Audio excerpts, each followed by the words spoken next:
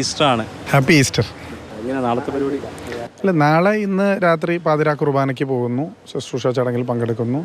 മറ്റ് കുറച്ച് ഈസ്റ്റർ ആണെങ്കിൽ പോലും ചില അമ്പലങ്ങളുടെയും ചില മറ്റ് ചടങ്ങുകളും ഇഫ്താർ മീറ്റുമെല്ലാം നാളെ ഉണ്ട്. അതിൻ്റെ എല്ലാം ഭാഗമാകും.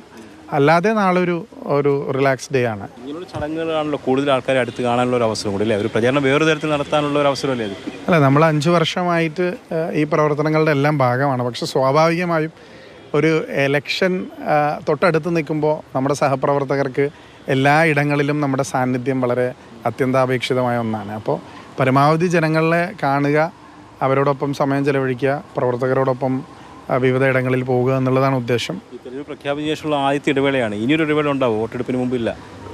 ഇനി ഒരു ദിവസം വിഷു ഉണ്ട്, 2 ദിവസം ഇടയ്ക്ക് ഈ പെരുന്നാളുണ്ട്. അപ്പോൾ അതിൻ്റെ ഒരു ചെറിയ ഒരു ചൂട് 2 ദിവസങ്ങളിൽ കുറയും.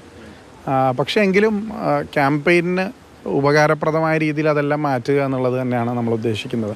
ചൂടല്ലേ? അതെ, അതിഭയാനകമായ ചൂടാണ്. ഇന്ന് ഞാനും ശ്രീമതി ഉമാ തോമസ് MLA-യും ഞങ്ങളുടെ പാർട്ടി സഹപ്രവർത്തകർ, DCC പ്രസിഡന്റ് അടക്കമുള്ള ആളുകൾ ഒരു 1.5 മണിക്കൂർ 12 മണി മുതൽ 1:30 വരെ കഠിനമായ ചൂടിൽ, പക്ഷേ വളരെ പ്രധാനപ്പെട്ടൊരു വിഷയമായതുകൊണ്ട് കോൺഗ്രസിൻ്റെ ബാങ്ക് അക്കൗണ്ടുകൾ മരവിപ്പിക്കുന്നതുമായി ബന്ധപ്പെട്ട് ഇൻകം ടാക്സ് ഓഫീസിലേക്കുള്ള മാർച്ചായിരുന്നു. അതുകൊണ്ട് തന്നെ പ്രവർത്തകർ വലിയ ആവേശത്തോടുകൂടി ഈ അസമയങ്ങളിൽ 12 മണി 1 മണി ഒക്കെ വളരെ ചൂടുള്ള സമയമാണെങ്കിലും സഹപ്രവർത്തകരുടെ ഒരു ആവേശവും ജനങ്ങളുടെ ഒരു സ്നേഹവും സ്വീകരണവും കിട്ടുമ്പോൾ നമ്മളത് മറന്ന് നമ്മളതിൽ മുഴുകി ക്യാമ്പയിനിൽ നിൽക്കുകയാണ്. ഫണ്ടിൻ്റെ കുറവ് പ്രചാരണത്തെ ബാധിക്കുന്നുണ്ടോ? അല്ല, നിലവിൽ പ്രചാരണത്തെ ഞങ്ങൾ ഒരു തരത്തിലും വിട്ടുവീഴ്ച ചെയ്തിട്ടില്ല. പക്ഷേ കുറേ പ്ലാൻ ചെയ്ത കാര്യങ്ങൾ ഞങ്ങൾ വെട്ടിച്ചുരുക്കിയിട്ടുണ്ട്. പ്രചരണത്തിൽ വരുത്തേണ്ട കുറേ മാറ്റങ്ങൾ കഴിഞ്ഞ ദിവസം ഇലക്ഷൻ കമ്മിറ്റി കൂടി തീരുമാനിച്ചു. പല സ്ഥലങ്ങളിലും പല മീറ്റിങ്ങുകളും അതിൻ്റെ എണ്ണവും കുടുംബയോഗത്തിൻ്റെ എണ്ണവും എല്ലാം ഫണ്ടിൻ്റെ അപര്യാപ്തത മൂലം കുറച്ചിട്ടുണ്ട്. ബാധിക്കുമോ? അല്ല, കുഴപ്പമൊന്നുമില്ല.